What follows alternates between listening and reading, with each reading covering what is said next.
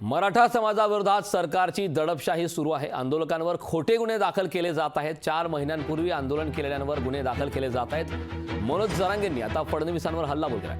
8-9 तारखेपर्यंत वाट पाहू, नंतर आंदोलनाचा निर्णय घेऊ। चौकशी होऊ नये म्हणून लोक दवाखान्यात जातात, पण आपण मुद्दाम SIT चौकशीसाठी बाहेर आलो असल्याचंही मनोज जरांगे पाटील यांनी म्हटलंय। लोकसभेसाठी एकट्या बीड जिल्ह्यातून 3400 उमेदवार उभे राहणार आहेत। मग काय रस्त्यावर बॅलेट पेपर अंथरणार का, असा सवालही मनोज जरांगेंनी केला।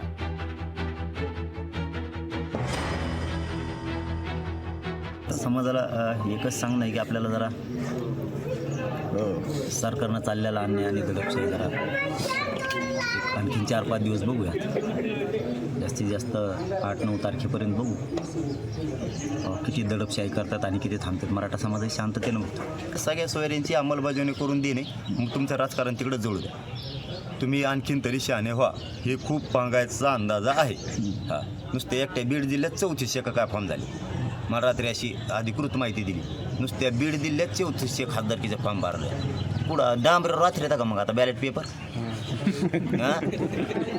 आता नाही का तुम्हाला शाळात बसन का ते? आता एखाद्या केंद्र तर एखाद्या 3 केंद्र असतील एखाद्या गावाला, वस्तीवर एक, दुसऱ्या वस्तीवर एक आणि एक गावात आहेत का शाळा? आता लोकशाही मराठी ऐका, पहा, जागरूक रहा।